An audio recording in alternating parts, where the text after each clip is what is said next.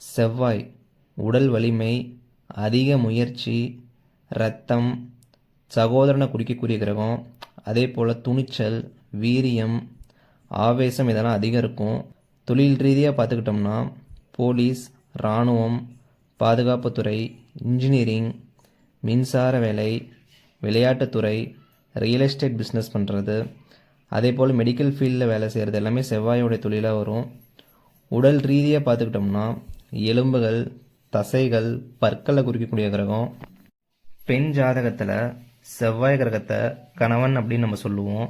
செவ்வாய் உங்கள் ஜாதகத்தில் நல்ல நிலைமையில் இருந்தார்னா நிறைய தைரியம், லீடர்ஷிப்பு மற்றும் ஸ்போர்ட்ஸில் நிறைய வெற்றி, போட்டிகளில் நிறைய வெற்றி, சொத்துக்கள் நிறைய சேர்க்கிறது, நேர்மையாக இருக்கணுங்கிற ஒரு உணர்வோடு இருக்கிறது எல்லாமே செவ்வாய் நல்ல நிலைமையில் இருந்தால் நடக்கும்.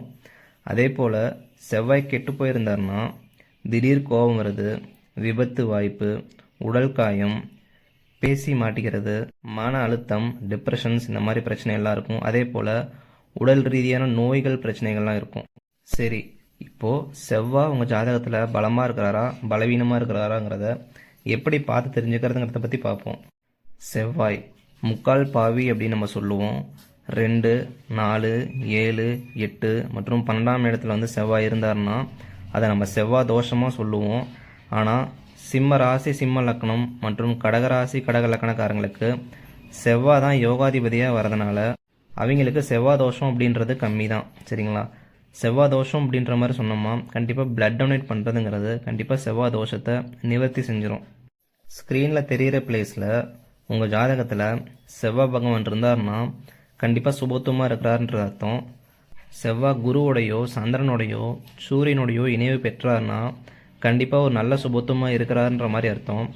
அதே போல் ராகு கேதுவுடன் மற்றும் சனியுடன் இணைந்திருக்கிறதுங்கிறது கண்டிப்பாக செவ்வாய் ரொம்ப பாவத்தமாக இருந்துட்டாருங்கிற மாதிரி அர்த்தம்.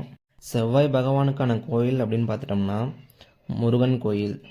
வாரந்தோறும் செவ்வாய்க்கிழமைக்கு இல்லை சஷ்டி அன்னைக்கும் வந்து முருகன் கோயில் போயிட்டு வருதுங்கிறது கண்டிப்பாக நல்ல முன்னேற்றத்தை கொடுக்கும். செவ்வாய் பகவானோட வைப்ரேஷன்ஸ் பிளேஸ் அப்படின்னு சொல்லக்கூடிய பழனிக்கு போயிட்டு வருதுங்கிறது நல்ல ஒரு பரிகாரமாக இருக்கும்.